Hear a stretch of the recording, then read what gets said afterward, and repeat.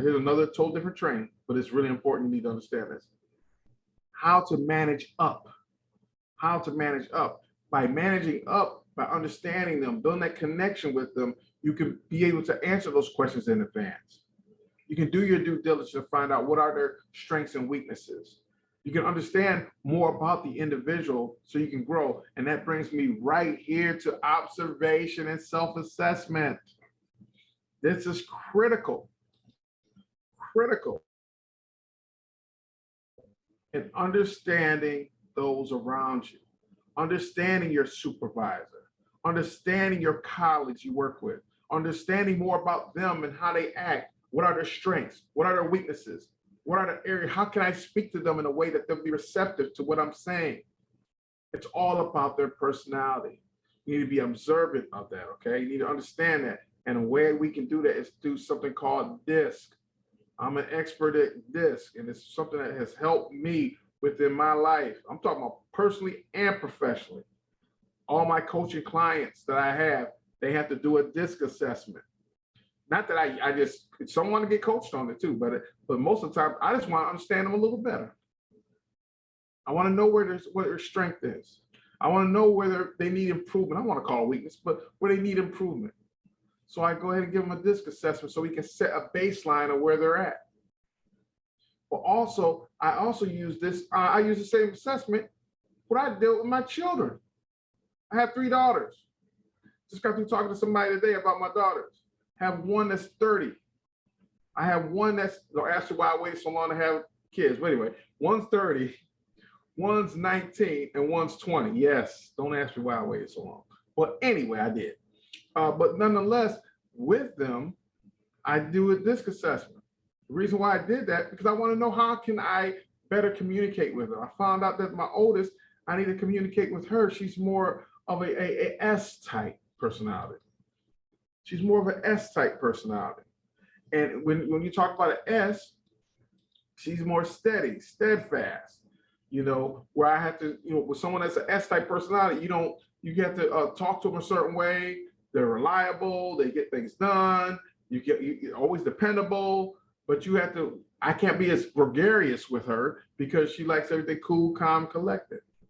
And then I have a couple of a D-type daughter too. She's a dominant, meaning she wants things done right now. She wants results oriented. She's very straightforward. She doesn't want a whole bunch of fluff. You need to, when you talk to her, I need to talk to her direct. And then I have another daughter who's an I, like her dad, where she's outgoing. She wants people around. She was a gregarious. She's like that. But when I talk to her, I had to come to her that way as well. And then I have a C in my life too. Yes, I have a C who is conscientious. She dots the I's. She crossed the T's. She wants graphs, figures, all kinds of things to get her point across. And guess who that is, ladies and gentlemen? My spouse, my wife of 34 years.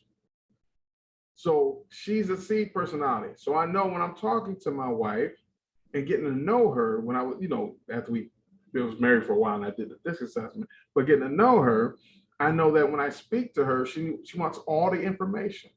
If she don't get the information, she's going to keep asking questions until she gets the information. So I know that's how I had to deal with them.